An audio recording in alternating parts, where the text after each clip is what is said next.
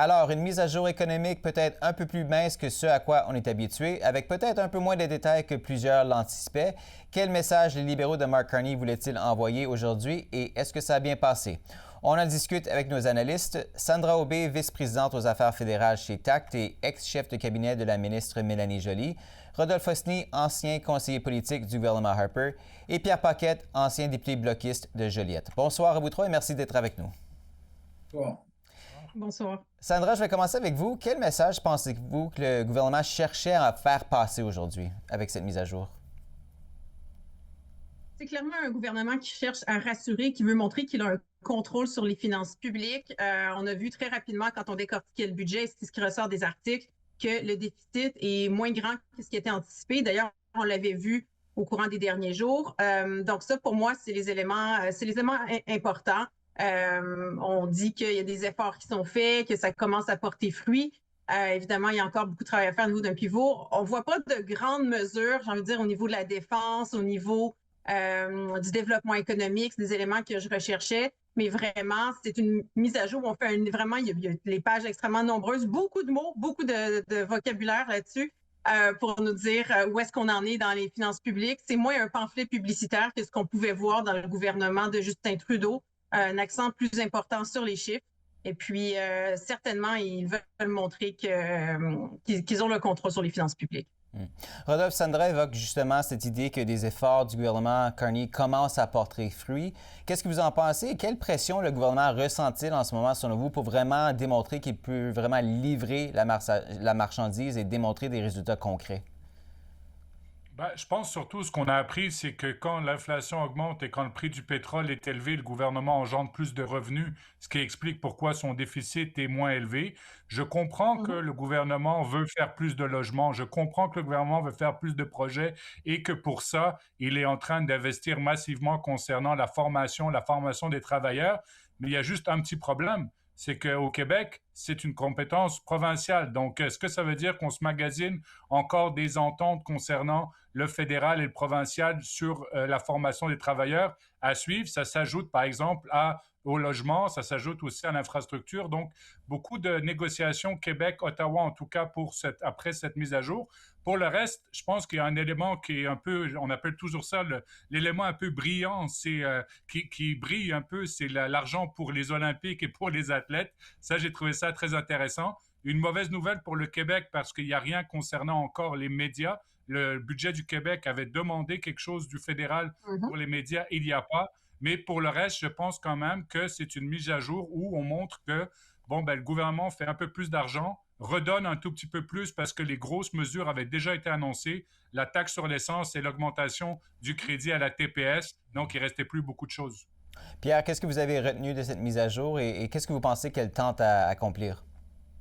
Oh, effectivement, la plupart des grandes annonces avaient été faites préalablement, mais un énoncé économique, c'est aussi une mise à jour, comme ça a été mentionné. On aurait dû tenir compte des derniers événements concernant la guerre commerciale, en particulier les modifications dans le calcul des tarifs qui vont faire extrêmement mal aux industries, aux entreprises manufacturières au Québec, mais aussi en Ontario. On sait maintenant que s'il y a un peu d'aluminium ou d'acier qui rentre dans la fabrication du produit, c'est tout le produit qui va être taxé de 25 Alors je me serais attendu à ce qu'il y ait des mesures, au moins une prise en compte de cette nouvelle réalité-là. Et effectivement, je suis d'accord avec l'intervenant précédent. La question de la formation risque d'être une source de chicane. Je ne pense pas que sur le fond, tout le monde est d'accord qu'on a besoin de plus de main-d'œuvre spécialisée parce qu'il va y avoir énormément de départs à la retraite au cours des prochaines années. Mais il aurait dû y avoir un arrimage avec les provinces concernant ça. On peut bien donner des bonus aux entreprises, aux travailleurs, aux étudiants,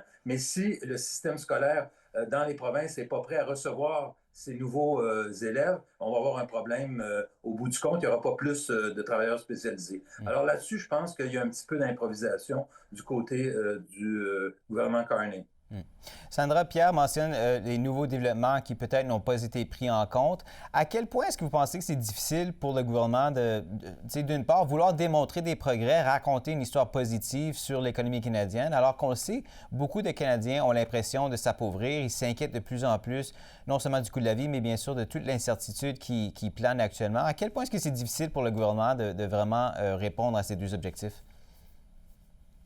C'est très difficile présentement. On a un gouvernement qui est au pouvoir depuis un an. Hein.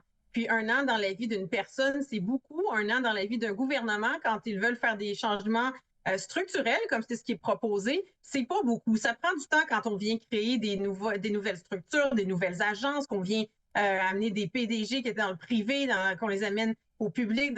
Ça prend du temps. Donc, c'est sûr que les gens, moi aujourd'hui, j'étais dans le huis clos avec les intervenants, les gens disent, on ne voit pas de résultats. Et je les comprends. Et c'est sûr que quand on regarde dans notre portefeuille, on n'a pas beaucoup plus d'argent aujourd'hui.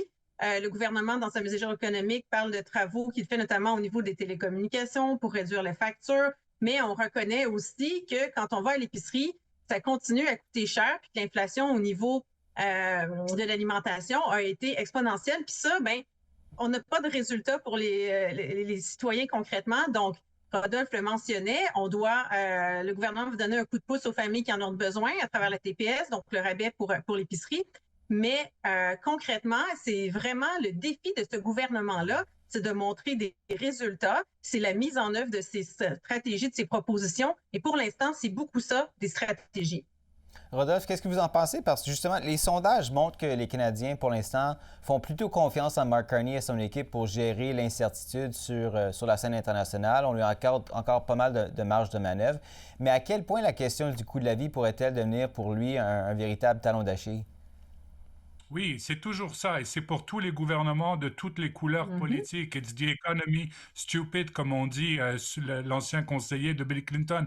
Donc oui, si le gouvernement, s'il y a une déconnexion, si les Canadiens, les Québécois ne sentent pas que le gouvernement est préoccupé par la question du coût de la vie, du logement, et surtout voient des résultats, je pense que les Canadiens sont conscients. On ne construit pas comme ça des maisons du jour au lendemain, mais tôt ou tard, ce gouvernement va devoir montrer des résultats et surtout, montrer, voir qu'est-ce qui va se passer du point de vue américain. Il ne faut pas oublier qu'il y avait une promesse que le premier ministre Carney a faite, et je pense que ce n'est pas tout le monde qui l'a oublié. Il n'y avait pas de crise, il n'y avait pas de Carney, donc on s'attend à ce que M. Carney règle au moins la crise. Pierre, qu'est-ce que vous en pensez? Est-ce que le gouvernement en fait assez?